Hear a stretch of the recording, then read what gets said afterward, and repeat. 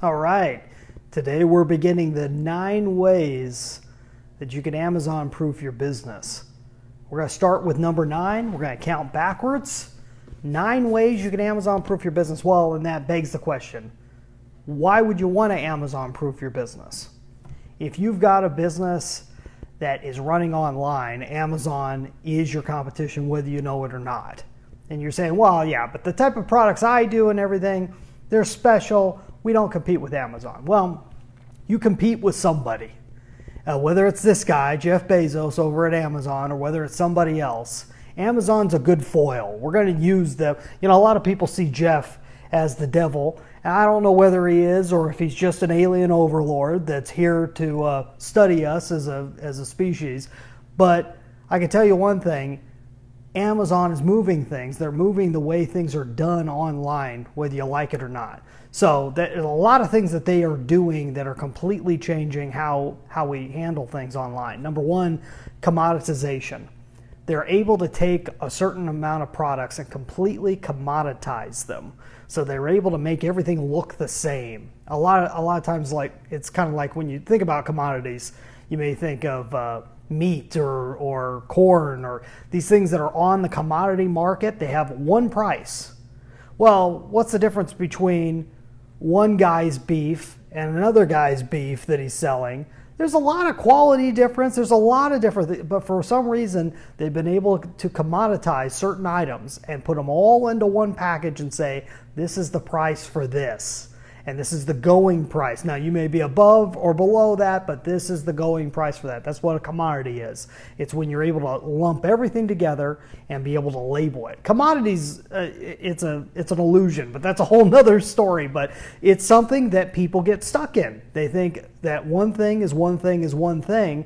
And when people are able to do that, Amazon's been able to do that with a lot of things. They've been able to commoditize a lot of different items. So when you go on there, if you're looking for a brand name, if you're looking for a specific thing, you're going to look and it's all going to be in the same spot, especially if it's a specific brand name. It's all going to be in the same spot. A retailer will not have the ability to change much other than the price. So that changes the customer's vision of, I'm just looking for the cheapest. It forces people to look for the cheapest. This is why Amazon's got themselves into a corner, wanting everything to be the cheapest, the cheapest, the cheapest.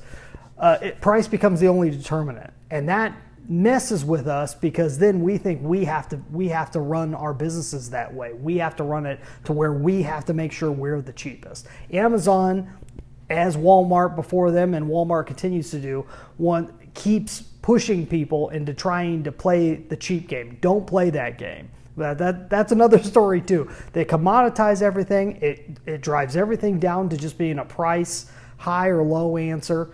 And that creates disloyalty to brands and disloyalty to your products.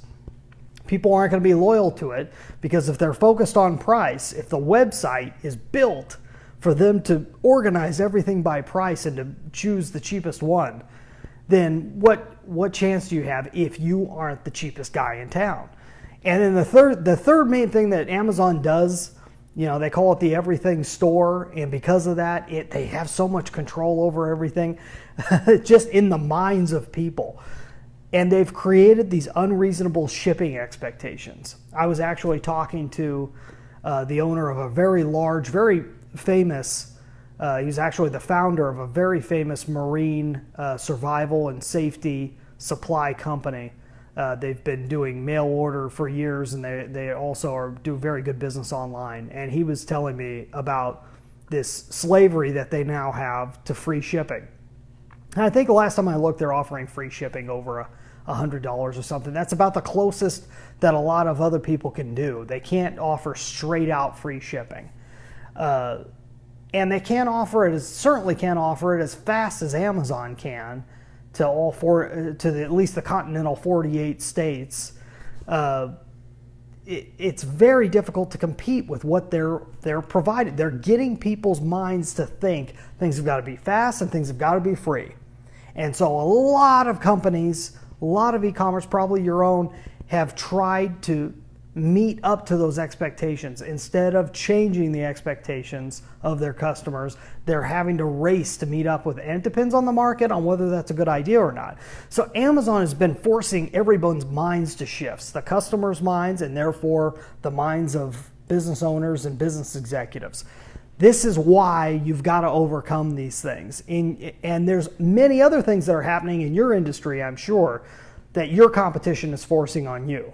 If you aren't especially if you aren't the big person on the block, they're doing things that are creating in the customer's mind, they're putting them in a box of what's expected. And you've got to be able to break out of that. We're going to talk about 9 different ways of being able to do that. I'm going to talk about the 9th way right now today. The 9th way is to determine focus. You have to determine the focus of your company.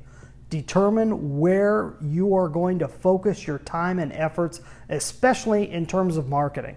So this all goes back, I've mentioned this in a previous video, this all goes back to Jay Abraham's 3 ways to grow any business. And it's the 3 different ways are acquisition, ascension, and monetization. Acquisition means you increase the number of clients, so you're taking the prospects that you have available to you, you're turning as many of them into ongoing customers as possible.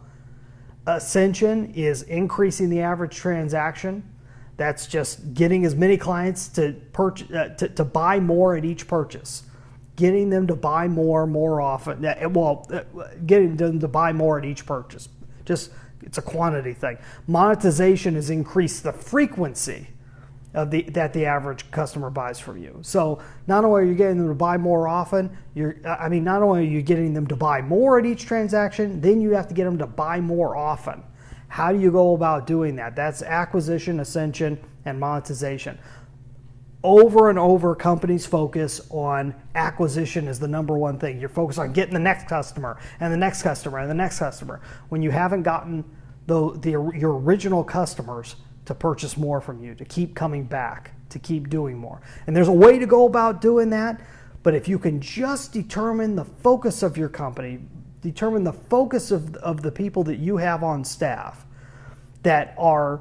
you have to make sure that they know what their job is. They have to know that we're not just out to get new customers. We're out to keep the customers we have, make them more happy, make sure they have a greater experience. And that's what acquisition, ascension, and monetization are all about. Determine that focus for yourself and your company, and you will take a huge step to defeating all your competition, because it's the type of things they're not thinking about. So I want you to have a great night. Come back tomorrow for number 8. We're going to talk about the 8th way to be able to Amazon-proof your business. Have a great night.